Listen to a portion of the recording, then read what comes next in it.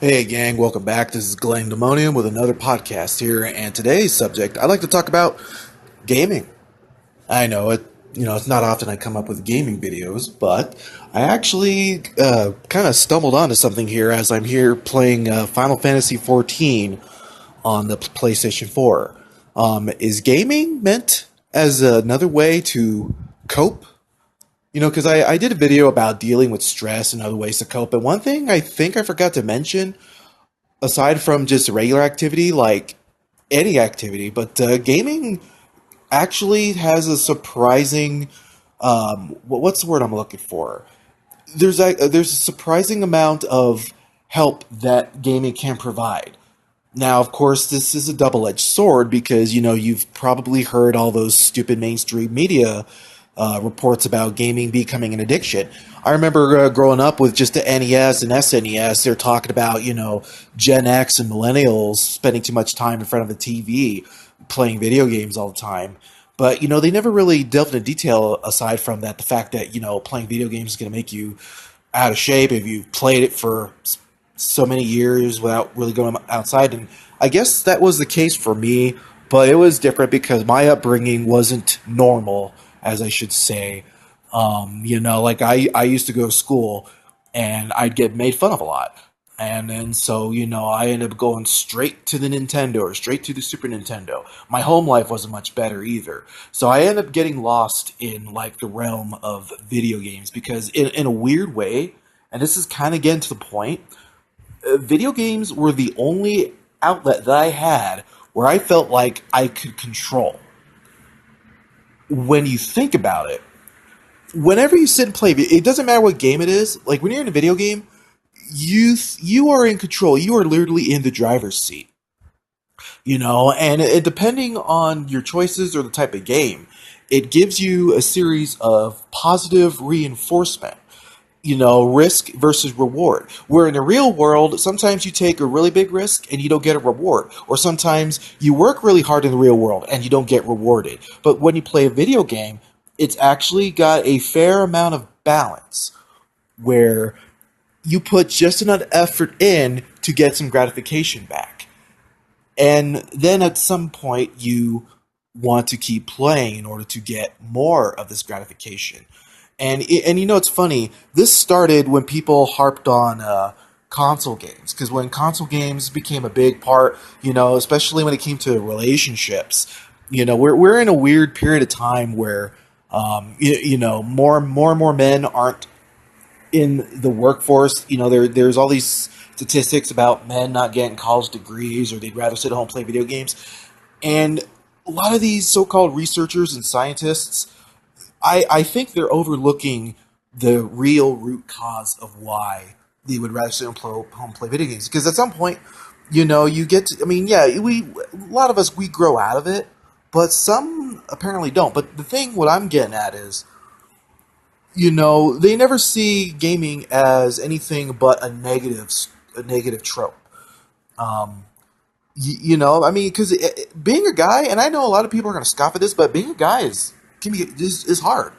I mean, it's got its different set of challenges. I know women deal with types of challenges when they're getting older. They have a lot of cards stacked against them. They got to deal with sexual harassment. The potential of rape, and then you got a bunch of religious nutballs trying to tell them what they can do with the reproductive system. The fair wage gap and all that. But for men, it's entirely different. And what I mean by that is, men are expected to become the sole breadwinner regardless. Because, here's the difference. And I know this is probably going to get some people upset, but see, women have it easier in that regard because even though they can go to school and they can get this lavish career and they want to decide to start a family, however, raising that family, the onus goes on to the man to keep his job. And not only just keep his job, but to upgrade into his career, to make more money. Because it's expected, and it's been like this probably since the dawn of man, I'd imagine, where, the man is expected to be a breadwinner. He is, he's not supposed to have any time. I mean, Well, I'm messing up the words here, but I had it written down too, and I left it at work. Go figure. Um, but guys, we are expected to go above and beyond to provide. We're supposed to be the providers, but at some point, we want an outlet to vent our frustrations. A lot of the times, guys don't have that outlet to vent their frustrations. Why do you think a lot of guys turn to substance? Why do you think guys turn to smoking? Some guys turn to drinking. Some guys turn to drugs. Some guys turn to even prostitution because at some point he ain't getting any kind of positive reinforcement at home. Maybe the wife or girlfriend's withholding sex because she's either doesn't feel like it way too much, or she's having an affair, or she's so out of shape that well, she's not feeling it. Let's just put it that way. And then some of the guys like me, we turn to video games. And I think we don't intend it for being addictive, but for some of us, we don't get a lot of positive reinforcement growing up. Um, and so you put a controller in her hands, or some people a keyboard and a mouse, and then you start playing this game and you get really, really good at it. And then the game rewards you for putting in hard work. Whereas in real world, sometimes you put in a lot of hard work, sometimes you put in a lot of effort, and you get nothing out of it. Or you actually end up owing money to somebody. Like the whole college thing. Like, we were told growing up that you had to go to college if you want to get a good job. You had to. It wasn't that you should, it was you have to. It was a lie perpetuated by not only by our parents, but by our school system and of course the colleges who want you to take out government loans to pay for for the tuition. Because that's, I mean, college is a business. That's how they make their money. They found a way to make money off student loans without having a whole lot of repercussions for it. Um, it's just how it is. I'm not trying to demean a lot of colleges, but it's a business. This is the business model that they're using now, and it ain't going to change in the near future. I can tell you that right now. Um, but for a lot of guys, gaming's a big part of our culture. I mean, it's even more mainstream. And it's funny.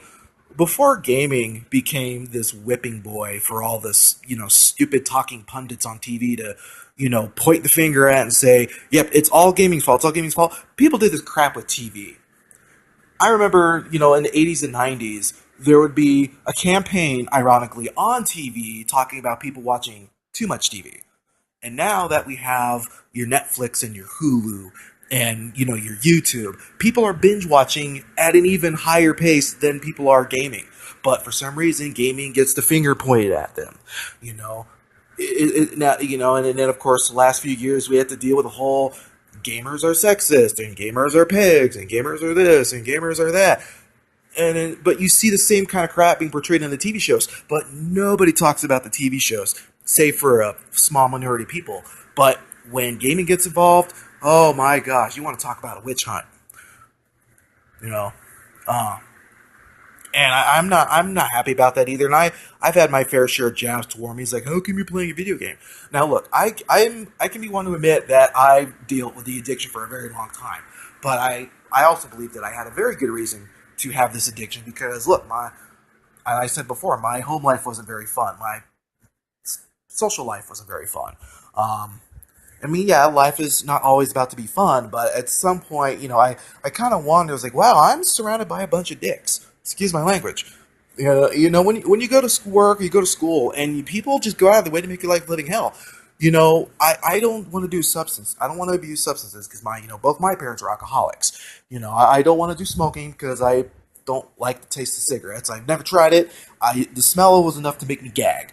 Um, I tried drinking when I was 21, and because I lived around a bunch of crazy rednecks who they listen to It's 5 o'clock somewhere every single day. That stupid song. And they're all about the drink. They're all about drinking. Like every day, like, I'm gonna go home and get drunk. It's like, yeah, that's good for you and all, but that's not my thing. So instead, I go home and play Final Fantasy 11. Back then, it was 11 because that was the thing. Um, and even before Final Fantasy 11, a lot of games just helped me cope because everything else in my life was either out of my control or beyond my control. I didn't have the avenues or the opportunities that other people had to get their foot in the door in a career that they wanted and further their career, because I had a lot of anchors, and gaming actually helped me cope with a lot of those anchors. I'm still dealing with that right now, because now that I'm finally free out of all those attachments, I'm making up for a lot of lost time. I'm trying to get good with programming and learning marketing trades. I can do this stuff for free online because I can't afford to go to school now thanks to student debt. Anyway, I'm going off on a tangent. But I think a lot of people just gaming has become this huge whipping boy, and it's every now and then it still crops up, and I just roll my eyes. When I see like if a feminist pop culture critic starts ripping on games for being sexist, it's like, yeah, you ignore all the other forms of media, and you want to poke, because the thing is, they know they get clicks. Look, I get it. There is a sexism problem in gaming culture itself, but when you paint it to like, okay, all these games are bad, it's getting better. It really is getting better. Yeah, I mean, yeah, well, it was a problem, but it's getting better. Um, and gosh, I gotta stop going off on a tangent here. But no, really though, a lot of people give gaming a hard time. Um, you don't want to. Oh, sorry, I'm looking outside. Thought somebody was getting into my car for a second there. Okay, nah, I believe that gaming is definitely a coping mechanism to help with those who don't have any other control in their life. I know at some point it does get old. I'm in my 30s now. I don't buy video games like I used to. I have one that I play constantly, and that's Final Fantasy 14. And there's also another reason why I find myself going back to this game is because it's got a social community on there. And it's funny. Farmville, that old Facebook game that used to be all the rage, that was a social game. Actually, Facebook had all those social games that a lot of women got into. And so, I mean, you do hear reports about Farmville addiction, but it never got that negative label as, say, an online video game, World of Warcraft. I mean, that was a big one. But I mean, I get it. There are people who eat, sleep, and breathe gaming. And I mean, it's a problem when you're neglecting your family, you're neglecting your jobs, you're even neglecting your health, because you're getting all this positive reinforcement back from a virtual world. And I see that as a problem only when that extreme level has been reached. And then I know that's kind of ironic choice of words, but you want to take a step back and say, okay, I've been playing this game too long. I need to get up. I need to find something else within my life that's positive. I mean, and it's great. I think gaming could be better used as more of a temporary measure or just a leisure activity. I like it because, yeah, my life's out of control. I mean, it's just force. Like, there are forces around me that I cannot control. So therefore, I come home, I play Final Fantasy 14, I talk and interact with these people online, and I have a good time. But then, of course, I go to work the next morning, or I go to the store. I exercise regularly. I mean, I lost a ton of weight. I could probably do a video on that because I used to be a pretty big guy. I actually got a picture of me in my 20s. I think the highest weight I've reached was about 260, and I was back in 2014. Now I'm about just hovering over 200. It just fluctuates. But anyway, that's another topic for another day. Um, I'm also learning programming on the internet. I'm actually getting more into marketing now because I'm starting to see the programming field for entry level has become oversaturated to the point where, even if I were to move to a bigger city with bigger opportunities, I see myself having a hard time getting work. I'd want to get into something that's not as saturated because I mean, my degree don't matter. It's just the fact that I have a degree that puts me over the edge of a lot of the boot camp coders, because some jobs are old fashioned. They want that glossy piece of paper, So I do have an advantage there. Also, right now I'm working on saving some money, getting some side businesses growing. And what's cool is the way I have my desk set up is when I play my game, I'm usually AFK maybe most of the time, half the time. I'd say about half to most of the time, and I'm on a computer, and like I'm even doing this video right now. I'm doing this video. I'm checking my Amazon account. I'm checking my Etsy account because I got some prints on there. I'm actually looking up video game engines that I could try for the following weekend. Uh, I actually want to do a video about Construct 2, but it's probably going to be more of a negative rant video because I'm really disappointed in where they're going. Okay. Actually, this is not that long of a video as I thought it would be. I just wanted to, get the word out that, a lot of people still trash on gaming, even in 2017. But I just want to say that perhaps maybe think of it as another angle that gaming could be an awesome coping mechanism for those who want some positive reinforcement in their life without having to go overboard. I mean, you don't need a therapy session, but the thing is, we're humans. Sometimes when you grow up in an environment that doesn't love and nurture you, you're going to find that love and nurture somewhere else. That's why people cheat. That's why people cheat. Some people are just jerks like that, though. I mean, there are some people who take advantage of others, and they're jerks, and that's no excuse. But sometimes, if somebody's not getting any love or any positive reinforcement, of course they're going to turn to something else. Like I said earlier, this is why some people turn to drinking. Some people can't deal with stress, so they take up smoking. Or, they're not, their spouses aren't treating them like crap, so they're going to find love and affection from somebody else. That's why we have affairs. Well, sometimes. I'm not justifying an affair. It's wrong, but, this is kind of stuff that couples need to talk over.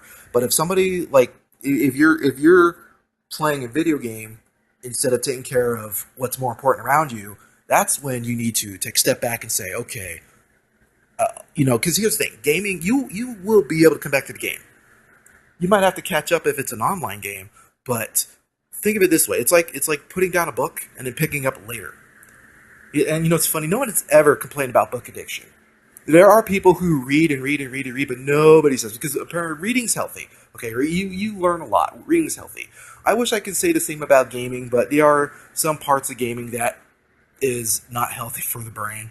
Sometimes we just like mindless violence sometimes, or we just like, this game I play is like high fantasy, so, I'm more vested into it because the lore behind this game is actually fantastic. Maybe I could do a video about Final Fantasy 14.